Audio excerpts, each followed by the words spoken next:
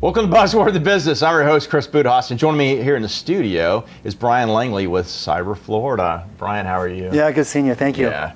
For the audience, this is not my first rodeo. I've actually known Bryan here for a while. We talked about 100 Minute Care previously, but you're here to talk about Cyber Florida. So tell us about Cyber Florida. Yeah, Cyber Florida has been around since 2014. It was enacted by the state legislature to be an advocate as the Center for Cybersecurity for the state. Okay. To really build out R&D opportunities, community engagement programs, K through 12 opportunities for students.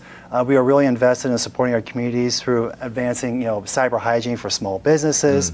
Working with Florida Makes, on manufacturers. So we really are a strong conduit to really bring people together. And we have great partnerships with all the universities, state agencies, and community actors to really kind of get people more aware of cybersecurity. What resources that the state has invested in, they've done remarkable work there. Yeah. So we are really much an advocacy arm of just making sure people are aware of the resources, the tools, the services, and ensure they take advantage of all the great things that the state of Florida has. Yeah. No, it's amazing, right? Because I think I'm a small business owner myself, and it's very expensive, but what can be really expensive if you're, ransomware, malware, all this other stuff that's out there. So there's other resources out there that can help you as a small business owner protect your intellectual property and protect your systems. Well, we'll look at it as a two-edged sword too. It's like, it's not just looking at ways to protect a small business owner, who most small businesses have less than 4 or 5 months cash on hand. Yeah.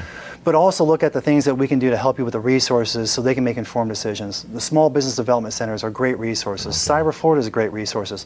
Florida Makes. Our universities and colleges have great aptitude and tools and training and education that could be made available, so that we want the small business owner to know that there's a lot of good resources out there. They will have to make the informed decision, but the state has invested in mightily to support small businesses. And it relates to cybersecurity.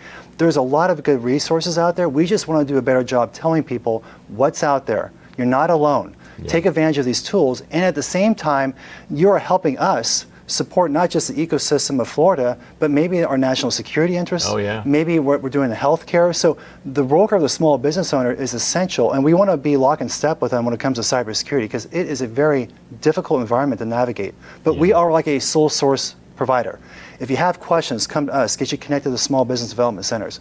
There's just a lot of information and good resources out there. We just want to make sure people are situationally aware that there's help out there. Yeah, so it sounds like you guys are like a hub, right? So if you need to know anything, you just come to us, we'll get you pointed in the right direction. How do they find out? How do they connect with you guys to find out more information? So our website, cyberflorida.org will be a great spot to go to. Of course, my information will be made available. And what we want to make sure is that there's great things that the universities here in Florida are doing. We are really true national leaders in the work of cybersecurity. FIU is doing great work. So that being said, we can look at all the things that are out there and give them greater situational awareness so they then can make informed decisions about what is best for them. Okay. Because it's very complicated. Yeah. I mean, not only dealing with natural disasters, now you're dealing with cybersecurity, but you're dealing with a very difficult business environment. Oh, yeah. So we want to make sure that they know that there's help out there, and we want to make sure that they're engaged accordingly. So the folks who are accessing or should access, what are the top 3 to 5 things that they don't either consider or threats, or what are some of the pitfalls out there? The primary thing, and this is just my perspective, is situational awareness. Okay. Where do I go? Who do I go to? I have questions. That's why we want to do a better job partnering with our state agency partners, who are doing great things, like the Florida Department of Emergency Management, Florida Digital Services. So that stuff is important, but also the work that our Florida Makes teams are doing.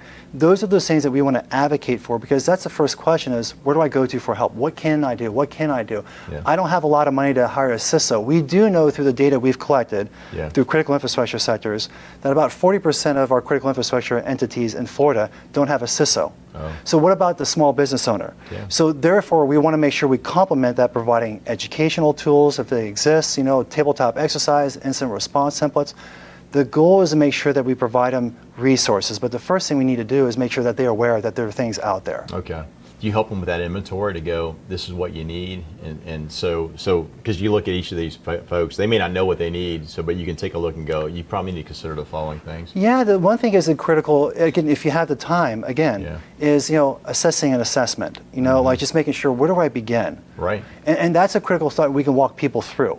And they can leverage those, through us, because we are a state-funded resource. Our critical infrastructure risk assessment can do that for them. But we just want to make sure that, one, they're aware. Where do you begin? An assessment's critical, benchmarking with other people, forming an association, creating a consortium management of business owners in your community. There's incredible things being done in our community. And that's one thing that also can help us with cybersecurity is verification, that I'm actually talking to somebody, someone who's dealing with what I'm dealing with. And that's what we want to do. We want to advocate that and educate that, because the governor and the legislature has done remarkable work in making these core investments. We just got to make sure that that information is being cascaded as best as possible. That's why partnerships are critical. That's why situational awareness and the resources that we create, if we do a really good job with it, could be based on the risk and the gaps that we see. There's folks out there who think they, are part of this ecosystem that should be helping, businesses out there. How do they connect with Cyber Florida also? They say, hey, we're in a, education space, or hey, we're in this IT space and we want to be part of the solution.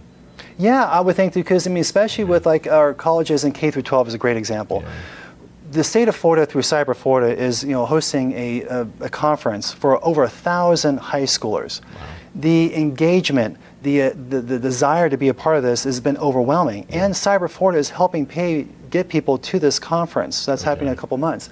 That tells you there's appetite. And if we start with K through 12, and we start with the younger generation, think about the leaders that we can get from them to help us, improve our business climate through better technology, applications, and software. So we really want to invest and engage people who are small business owners, because they are creating the next thing, the next widget, the next gadget. And we need that, because the technology interface that we all deal with, as we talked about, has some level of software. But anytime you open up the World Wide Web, you now have to deal with a cyber challenge or cyber threat actor. So it's all about education and increasing awareness. And that's where I think Cyber Florida can really complement people's mission. I appreciate that. No, they say that 80-something% of small business employ, I should say small business employ 80-something% of all of Americans. So that's a huge portion of our economy, and then jobs for people to do work. And so to being shut down by a malactor can have huge repercussions. I'm just thinking about the Colonial Pipeline shutdown that occurred, what's that, about 2 years ago, where the huge repercussions on the economy, on those businesses, and then business not only being a Colonial Pipeline, but all those gas stations and all these other folks, who are, they make a living. Well, and I think one thing we stress with our partners in emergency management, and Director Guthrie is a great champion of cybersecurity, is the fact of its consequence management. An example is wastewater water. If water gets shut down by a cyber attack, that impacts public safety, emergency management, schools, hospitals, because you have to have water, and small businesses. So that's why the state's making these key investments through Cyber Florida and other groups and institutions, because the threat is out there. And the fact that we don't see it all the time, so you don't really feel it. It's not tangible until something bad happens. But that's why we are really strident to partner with people, talk about what we're doing, and get the message out so people feel like they're not alone. That's excellent. Yeah, thanks, Bryan. So one more time, how do people find Cyber Florida? Just go to our website, www.cyberflorida.org. We are there as a resource to people, and if, again, people have questions, we will direct you to the right groups and authorities that exist. And so I encourage folks to also reach out to you on LinkedIn, because you're there and you're a subject matter expert in this field, so why not? You know, have somebody in a Rolodex. You may need to, you got a question, you may be concerned about what's happening. Well, if I may really quickly, we look at threats and gaps across all 16 sectors here in Florida. There's business opportunities by addressing those threats and by addressing those gaps. So we also have the ability to really look at things and make a determination. I was like, we should probably start thinking about investing here. Let's talk about an ELMS system. That's a great opportunity, because most folks don't have a learning management system. It's true. So what can we do to provide that to them? That's a great opportunity. But again, our colleges and universities are a great incubator there.